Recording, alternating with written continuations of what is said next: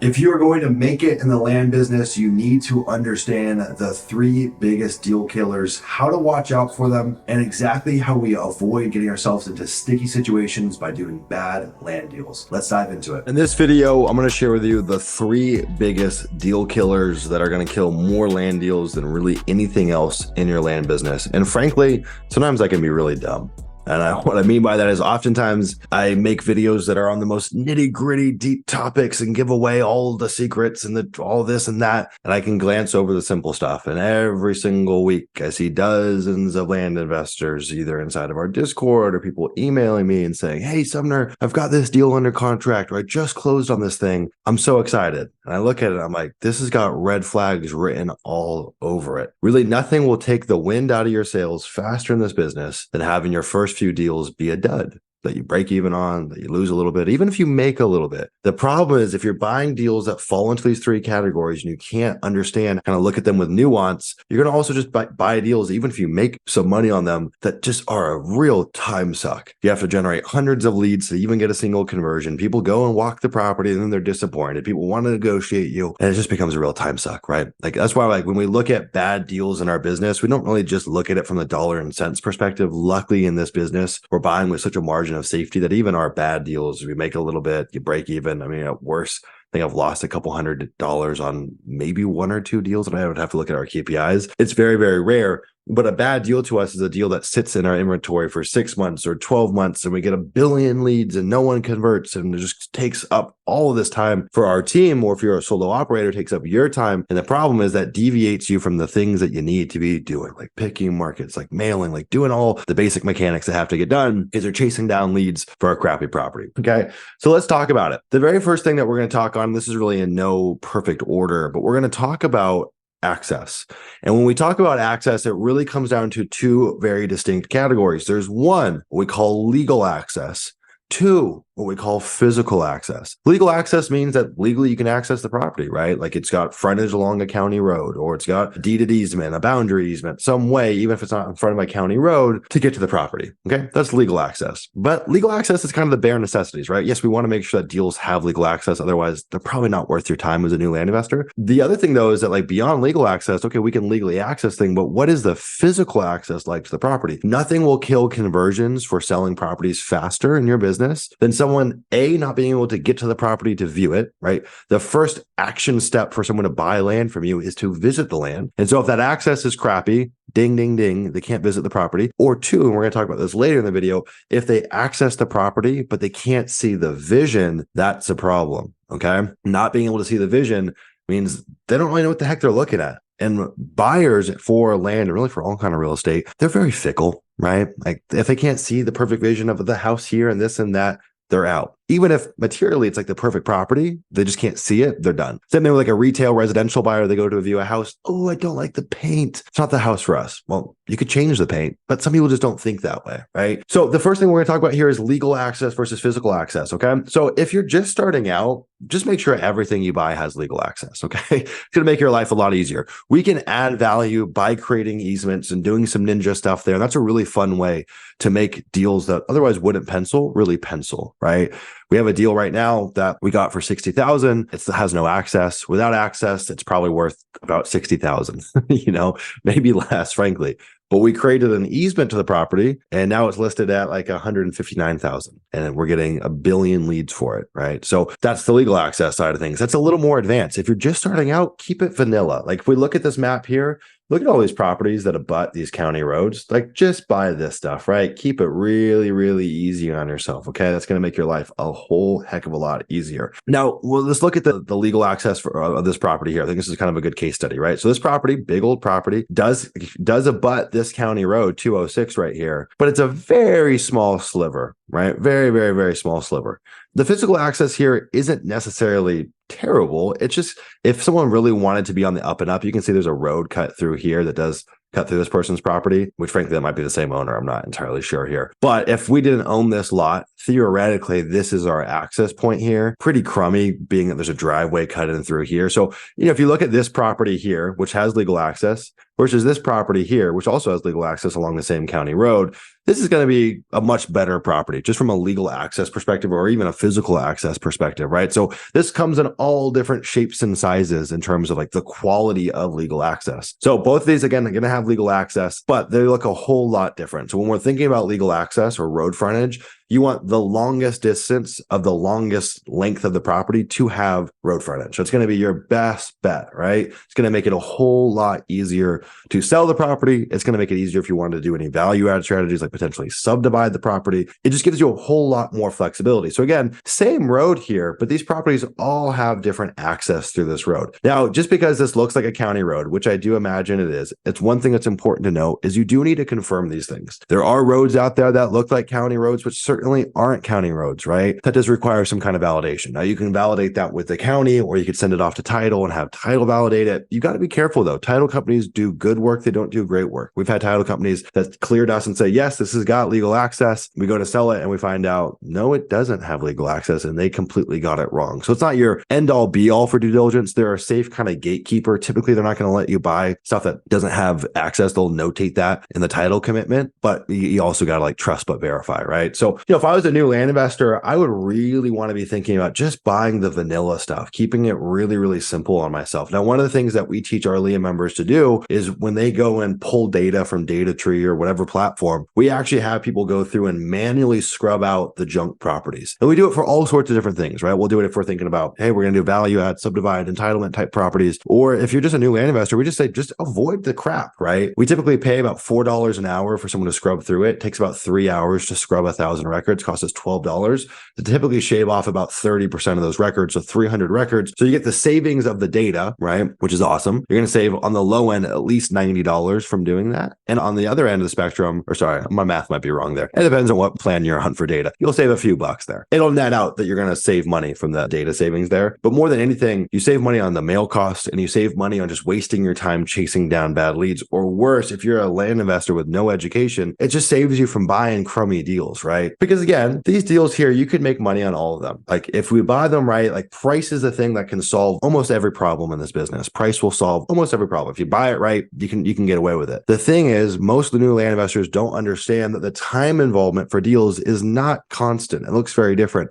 In fact, what we've seen is bigger vanilla properties just take way less time than the cheaper, crummy, weirder properties. And so we just tell people just avoid those. Like there's enough meat on the bone in this business for you to be selective in what you take on. The problem is most people come into this business, they don't do enough marketing. And so they're very in this scarcity mindset when they get a lead. And it's like, well, I got to make this lead work. Actually, the objective decision to make is just say, this isn't a good enough deal when I don't have a team and I'm going to be doing all of the things to make the deal work, right? And so that's the first thing on legal access. So just look at the difference here in terms of these properties with the quality of legal access. So the more road frontage, the better. You want to ensure that it's a county road. The other thing that I like to think about too is like, is the road paved, right? So this road is paved until we get down here and then it looks like it turns into a dirt road, right? Again, to make it easier on buyers, paved roads are always going to be preferable. Why? Because we can get more people to view the property. So that's another thing to take in consideration is like the quality of that access also is going to range. That's more of like a physical access thing, but it's something to think about. And so we want, again, as vanilla as possible when we're first starting. As you get more of a repertoire, you've got a team, you've got support, we can make these other uglier deals pencil. The other thing that I see is that people, because they're not aware of this, they don't underwrite it into their pricing. So I'm not buying this deal at the same price that I'm buying this deal at, maybe on a per acre price or what have you, because this is an 8 out of 10 or 9 out of 10 property. This is a 6 or 7 out of 10 property. You've got to account for those things. The trouble is I see people that are trying to buy deals at 50 cents on the dollar, which is fine, but that deal deserves to be at 30 cents on the dollar because the topography is bad, access is bad, this or that is bad with it. And so you got to think through that. Okay. All right. Let's talk about the physical access side of things. Okay. 2 really good examples to look at here. So here's a property, big old property. It looks like kind of like a hatchet, right? It's got this big, long vertical base, and then it opens up into this rectangle essentially, or square really. So look at Scott County road frontage, right? Awesome. This looks like a great little property right here.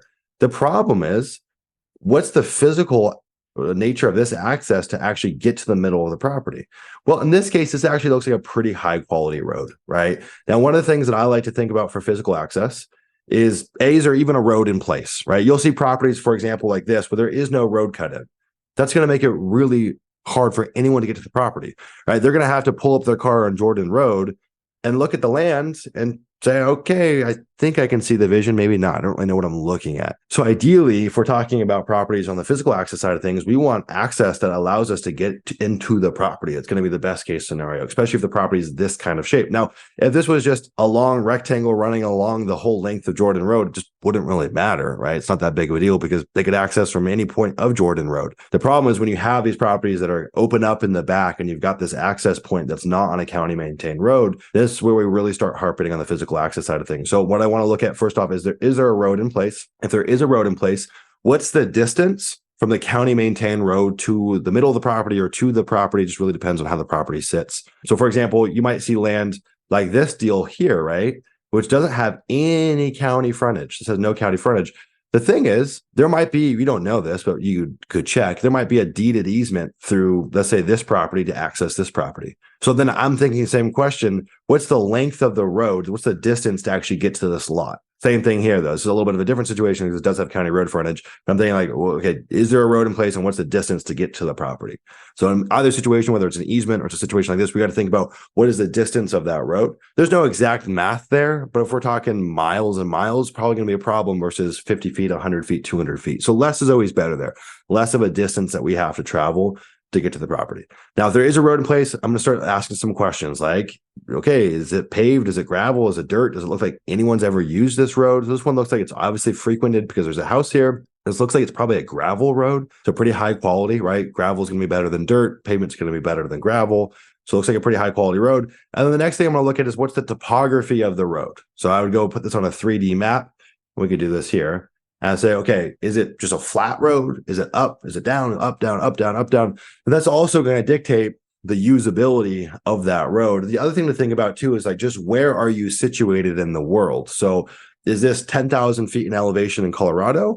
Or is this a little bit smaller? Like maybe you're like 1,000 feet in elevation, or maybe you're at sea level. And the reason I say that is because obviously the weather is going to also play into how accessible that road is at certain points in the year. There are roads in Colorado for deals that we buy where it's like 4 to 6 months out of the year, don't expect to ever get to the property because it's a dirt road up and down 10,000 feet in elevation, middle of nowhere. No one drives on the road. It's not paved, not maintained. That's going to be really tricky, right? So let's zoom out here. So this actually property sits way different than I expected. The property dips down a lot more. So you can see not a bad access point, pretty mild, right? You're probably not going to take your Honda Civic on this, but pretty mild. And then actually the road goes all the way down, goes all the way down to the river, which is pretty awesome. So this I would say is not too shabby. But you can imagine like if we had to go through this property to get to this property, there's no road cut in, probably looks a whole lot different in terms of how we're vetting the quality there, okay? So that is the physical access versus legal access. This is, I can't say any of these are like the number one point, but what I will say is if you're a new land investor, stay away from anything that doesn't have legal access and be really critical on physical access. Again, like let's just buy the vanilla easy stuff. It's going to make this business so much easier for you, right? When you're first starting out, what we want to see is deals selling, okay? The quicker we can get cash into your bank account, the better, because we can scale from there. And so if you're buying crappy deals that take 6 months to sell, even if you're making money on them as a new investor, not the right idea. New investors buy the vanilla, let's buy the basic stuff that sells in a few weeks or a month or two. That's really easy to sell because everyone and their mom wants it. Those are the kinds of deals that we want to be buying in the beginning, okay? So yeah, a lot to unpack there, right? A lot to unpack. And you'll see there's many properties out there in the world which don't have road frontage. Like this property very well may have legal access to it, might have an easement through which way over here. But the quality of that's obviously going to be radically different. Now, one thing to watch out for, I think a lot of people see this and they say, well, Sumner, look at this like road looking thing here. This is called a power line easement. Okay.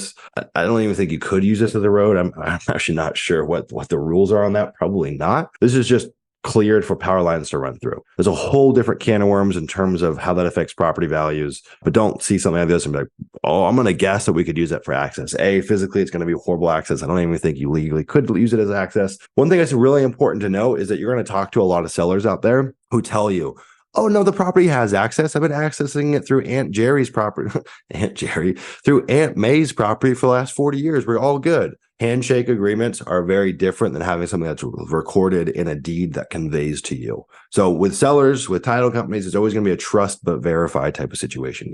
We really can't be too safe there, right? And here's another good example, just like, okay, so this is what we would call like platted access. This looks like, we got this road here, looks like it ends. There's like platted access through here. So in the plat, someone recorded this road here, but they never actually cut the road in. This might be for the power lines. I really don't know. But you see this stuff all the time where it's like, it looks like there's a road here and legally you might be able to access it. But like, is there even a road through here? Maybe. We really don't know, right? Now, here's a really important thing to notate. And we're going to move on and start talking about point number 2 here. So stick around for this. You really can't be safe enough in this business, right? So much of what we do, and part of the beauty of this business is we can buy land sight unseen in any state, in any county. That's one of the reasons like the saturation point for this business in terms of competition is so much higher because we can work anywhere. That's amazing. If you're a fix and flipper, it's not really the case, right? You can, it's just a lot harder. But just because we can do that doesn't mean that you shouldn't be careful. So one of the things that we always do, if we have any questions about a property, we send someone to walk the property before we close on it. Okay, that's different than the drone photos that we get. That might cost us $500 to $1,000. We do that in the closing process, post title commitment. But in terms of having someone walk the property, we'll use like TaskRabbit, Facebook Marketplace. We use a service called Verity. And for $10 to $50, we can pay someone to go walk the property and take iPhone pictures and iPhone videos. And they'll give us a little written report. Hey, property is really hard to get to. Oh, it's not that hard to get to. It's a beautiful property. We've actually had some of those people make offers on our deals, which is pretty funny. You really can't be safe enough though. A lot of the stuff that you'll see on these 2D maps or these 3D maps certainly can be misleading. Okay. Again, here also trust but verify. It's not perfect. And so I can't recommend it enough, especially if you have any question marks on a deal. We don't do it for every deal, right? Because there's markets that we've worked in that we're just really familiar with. Sometimes where there's just like no red flags at all. It's just so simple. And look at bad things can still happen. It's just a lot more rare. But if I have any questions in these 3 categories, we'll send someone out. Okay. All right. Let's move on to the next category here. We are moving on to what we call topography. Okay. Topography. Topography is just going to tell us how does the property sit. Okay. Not every deal you buy out there is going to be flat and vanilla. The problem is topography is one of the weirdest things that you'll encounter in this business because topography can do one of 2 things. It can kill a deal. It can make a deal. And isn't that just a weird thing to think about? It can kill a deal and it can make a deal. Now, what do I mean by that? Well, let's go look at this property on the 3D map here. So this property here has got some topography to it, right? It's got some undulation to it. Now, my question on a lot like this is actually going to be on the physical access side of things. Like, I don't see any road getting into this property. And so that's going to be a whole separate issue. But the topography on this property is not horrendous. And you might be saying, well, this looks really crazy and slopey and weird. It's not great by any means. Like, this is definitely going to be something to really think about. It's going to be a very specific kind of buyer that wants this land. But actually, one of the weird things about topography is a diversity of topography or undulation to your land can actually be a value add. Now, flat pot properties are the simplest because you just don't really have to think through them. But imagine this lot here with a road going up in here that goes up onto this bluff, and there's a building site that's cleared right there. That's going to be a slam dunk. From a buyer's perspective, if there's physical access into this lot, you want your house up on this hill. And if you have multiple potential build sites, that makes it a lot. Now, if you have a property that's just all slope, right? It's just all or up or down or whatever, that's where it becomes a problem, right? And so when I look at topography, I'm trying to think, are there multiple build sites? How easy would it be to access the property, right? Topography does influence physical access, as we talked about before. Are there multiple build sites on the property? And is there a diversity of topography? Some of our best deals ever have had extreme topography, but they've had a diversity. So they have some flat areas, they have a mountain on them. We've had some that have like a 500-foot valley in the property. Now, one of the things that's important about topography is, again, diversity. It's also important how big is the property, because the bigger the property, the more diversity we can have in topography. What I'm really, really mindful of is small, slopey lots. So I have a small lot that's really sloped. That's going to become a much trickier issue for us, opposed to, call it this 60-acre property here that's got a ton of diversity to it. It's essentially 2 lots split by this road. So you could build here, you could build here, you could build here. Like, there's a lot you could do with this lot. One of the things that I like to look at for topography is, are there similar properties with similar topography that have been developed on? So you see this lot here, similar topography, it has been developed on. Cool. That lets me know that people have done it. And just because people have done it still doesn't mean it's going to be easy to sell. People do crazy builds all the time. One of the things that we have to think about with topography, especially on small lots, if it's really slopey, and there's bad soil and it's recreational rural land, perking the property is going to be really hard. Especially like in a state like North Carolina or something where the soil is really bad. Steep, slopey, bad soil properties make perking almost impossible. And so that means that building on this property is almost impossible. Like that's just the first step to get the ball rolling. You know what I mean? So it's not so much just about putting your house on stilts. It's also about, okay, well, can we perk on it? Can we drill a well? Like that stuff becomes really, really important with topography. The other thing is like, again, we need people to be able to pull up and see the vision. And so properties that are just all slope, no one can see the vision, right? One of the kind of ninja things that some of our members do is we'll actually clear portions of properties as a way to sell it faster and add value. And so what that might look like is someone pulls up to this property here and they just see this steep freaking cliff and they're like, no, not for me. But if we spend a couple $1,000 clearing out this first, 1 to 3 acres right here, and we like just make it so it's like a little easier to drive into this or walk into this and clear this out, the fact that they can get in here and then they can see, oh, it opens up in this valley and it's really pretty, that does wonders for us. So it's like one of the things that you need to think about as an investor is how can I paint this picture for the new buyer? And so a lot of times properties like this, which will be a slam dunk to someone, if it's not conveyed correctly, it can scare people off, right? So it might cost you $1,000 to $2,000 per acre to clear it. Typically, you'll make that money back or some in the list price. But more than anything, your property just sells like that. Sells really, really, really quick. That's awesome, right? You can see here on this property, they cleared it, cut in this road, put a building pad. Like that stuff can do wonders. This would be a hard property to do it for because you'd have to do so much road and clear so much. So we're not clearing the whole property. It's gonna get very, very expensive. Just the area that's gonna be the most usable and the most logical for someone to go and look at, you might want to clear that out. And even if they just had like a little pull off here that was cleared and they could walk back here, like simple stuff like that makes a big, big difference opposed to having someone park here and just stare up at this hillside and they're like, what the heck am I looking at, right? So this property I would say here is like really not that extreme in terms of topography because there's undulation, we've got diversity to it. I see that there's potentially multiple build sites, but topography runs the gamut. So what we want to think about is the bigger the property, the more we can get away with in terms of topography. What we want to think about is there a diversity of topography to the property? What we want to think of is, could we foresee there being multiple build sites on the property? Is there a perk test that the previous owners have done? Is there anything we could see that might validate that other owners close by are building? If they're building, it's probably a good chance, like the adjacent properties are building, it's probably a good chance that we could build on ours. And if they perk their property, ours probably will perk. It's not a guarantee. We're typically not in the business of getting perk tests necessarily. It just depends on the price point, the property, size of the property, the market, all that stuff. Again, some places in North Carolina, for example, would be the number one question you get is, does the property perk? In a place like that, it might be a worthwhile expense. Here's a really cool thing to look at though. So these 3D maps don't render the same in all states, okay? It's really important to know. I don't know why people think that like all of the settings in a tool like Data Tree, like filters and maps, all operate the same across the board. They don't, right? All these filters and inputs you can make do show up differently state to state. So again, one of the big things to do when you have properties that have any question marks around them is go and send someone out there to the property, especially when it comes to topography, because the 3D maps here can be very, very misleading.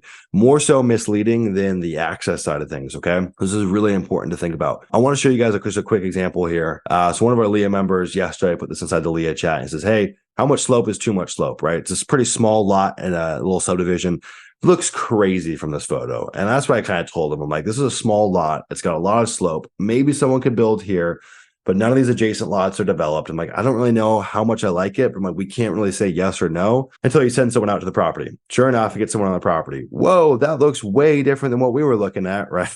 And that's why these 3D maps, more times than not, they're going to be more extreme than how the property actually sits. But you can never be too safe. So again, TaxRabbit, Facebook Marketplace, Verity, all great services to use to send someone out to the property. Okay. All right. Last but certainly not least, well, actually, here's a good example. This is actually a kind of tangential, good example on a legal access side of things, right? So again, I haven't gone and verified this, but I would reckon this guy has legal access to this road that cuts through his property. I would imagine this is definitely his road. Trust but verify. And so I'd be thinking about the distance of this road, the topography of this road, all things to be thinking about. One thing, this is very tangential. This does not fall into our 3 categories by any means. It's just something to look out for is junk on properties. There's a bunch of junk on this property. Just something to look out for. It's not a deal breaker by any means, but keep a keen eye on that, okay? The last thing that we're going to talk about, the third deal killer, flood zones and wetlands. Now, I will tell you guys, I am not a flood zones and wetlands expert. In fact, I just got my ass handed to me on a potential 7-figure deal in Washington that we were working on. We did a wetlands delineation study, essentially spoke to these engineers. It wasn't a full wetlands delineation study, but they knew the property very well. And so they could give us something similar to that. And turned out the property was worth nothing, like zero. He's like, you couldn't even give this property away to me for free. Really, really, really interesting, right? And this looked like just, I don't know, it looked like it has like a little bit of a creek running through it. There's a lot more at play with wetlands and flood zones, and there's so many degrees of variation there. And all I could say is when in doubt, use the FEMA flood maps, okay? Don't just go off of what you see on DataTree or some other platform. Go look at what kind of flood zone it actually is classified as. Use the county GIS maps as well. Typically, the county GIS maps are going to have more overlays, like they legally have to have this, more overlays for wetlands and like these like conservation things and soil types, and that you can find a lot more detail than you can like on a DataTree. MapRight's pretty good as well, but I found the county GIS is the best. So FEMA flood maps to go look at what kind of flood zone is it, and just to validate, go look at the county GIS map, add those overlays. Now, the problem is you're probably not going to know what those overlays mean. And that was the situation we were running into in that deal in Washington. And so there's something that you can pay for called a wetlands delineation study. It might cost you $1,000 or $2,000. Look, if you've got big properties that have wetlands going through them, or you're thinking about developing a property, doing a subdivision or an entitlement, pay the money for it. Like there's just, when you get into these situations and a property has too much going on with wetlands and flood zones, there's really nothing you can do. Like you're just pretty much SOL. Like it can literally take a property to almost zero for value.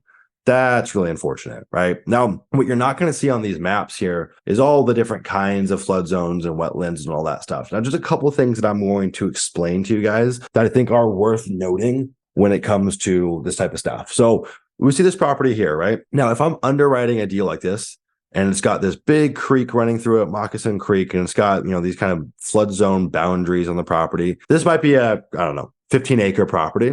If you want to be as safe as possible, let's say it's a 15-acre property and it's worth $10,000 an acre. If you want to be as safe as possible, you can underwrite it at the amount of acreage that's usable. So maybe this is 4 acres here and 3 acres here. So there's 7 acres usable. So it's worth $70,000 opposed to $150,000, right? That's something that's really, really important. We've got an upcoming video going through our comping strategy, which I think is going to be really helpful for you guys to understand how we comp deals like this. But this is like, you just can't be safe enough here, okay? And that's going to influence how we make an offer to the seller. That's going to influence how we think about disposing the property and exit prices. Now, a deal like this is obviously still usable. And the irony about flood zones and wetlands and stuff like that, just like topography, is it can actually be a value add to the property depending on the severity of it, right? How many people want the idyllic property with a river running through it? Pretty much everyone, until it means they can't build on the property. That's when it becomes a problem, okay? We still have enough area to build on. Now, I would still want to validate and look a little bit further. These maps are not a perfect representation. One of the things you can do, if you click on this, and you go to the property detail report and you buy that property detail report, you can get like the FEMA flood map number and the classification. It's not going to tell you much. You still need to go look up what that means. And every county is going to have their own rules, like the different things that you have to do to build in this or that, put it on stilts or this. And yeah. So essentially, you're always going to be working with the county on this stuff, right? And there's just different levels. There's different things of severity in counties, right? Like the county we were working in Washington, there was like this like record monumental flood in 2008. And that was like one of the overlays that we had to use. And sure enough, when we click that overlay on, it's like, hey, this was a freak unprecedented flood, but you're in that 2008 flood zone. So you're screwed. Like there's some nuance that's related to the county. Now, so we see this here and we go and look at something like this and we say, what the heck is going on here, right? How in the world are all of these properties in a flood zone and this one's built on, right? How weird is that? So one of the things that I do think about with flood zones is I definitely like to think about, are there any adjacent or close by properties that are in the same flood zone that have been developed? That's a really interesting telltale sign. Now, again, this is not an end all be all. You don't have to do any more due diligence, but I like to see a proof of concept with topography and with flood zones or wetlands. Has someone else done this before? If I'm looking at the subdivision and there's no development here, I'm scared, frankly. I'm scared. Now, from a comping perspective, here's a really interesting tidbit. If you're underwriting these deals, let's say this house doesn't exist. You're just underwriting at vacant land. This house doesn't exist. Let's say we're looking at buying this property. This comp here is going to be the number one comp you could look at because not only is it adjacent, so it's within proximity, it's got the same exact features. It's in the same flood zone. Everything's the same. So, we want to find stuff, and this is always the case with our comping philosophy. Proximity, features, recency. That's the Leah comping ideology or philosophy. But it becomes really, really true, especially when you have severe things like this going on, right? So thinking about proximity and thinking about features. So these are going to be our best comps here because they're in the same exact flood zone. This flood zone may be very different than this flood zone. This is from Moccasin Creek and this is from White River, right? So you got to really think through that. So kind of weird. I mean, you can find situations like this where they are developed. That's going to allow me to sleep a little bit easier at night, right? So I think that the takeaway with flood zones and wetlands is you really just can't be too safe. You really, really can't. Now, again, when I look at these and I see all these properties today in the flood zone that have been developed, that makes me feel a lot better, okay? There's many, many situations where you'll see all these might be developed, but they're only developed in a section that's out of the flood zone. And let's say you have a deal that's entirely in the flood zone, it's going to be problematic, right? It's going to be really, really problematic. So yeah, guys, I mean, the flood zone, wetland stuff, I wish I could tell you more other than most land investors are way outside of their pay grade when it comes to this stuff. The best thing that you can do is use a county GIS, use the FEMA flood maps, and call an expert, right? Like when we had that deal in Washington, we just paid for an hour-long consultation with a local engineer. We didn't even do a full-on wetlands delineation study. That just cost us a couple $100. And we're talking about a deal that was going to be a buy for 200 grand, no, 185 grand. You just can't be too safe there, right? So this is the three things you need to keep a very, very keen eye on. You really can't harp on this stuff enough. And again, price can resolve a lot of things. Deals that have severe situations of all of these, we can resolve by price. I've bought deals for $1 before. You're always going to make money on a deal you buy for $1.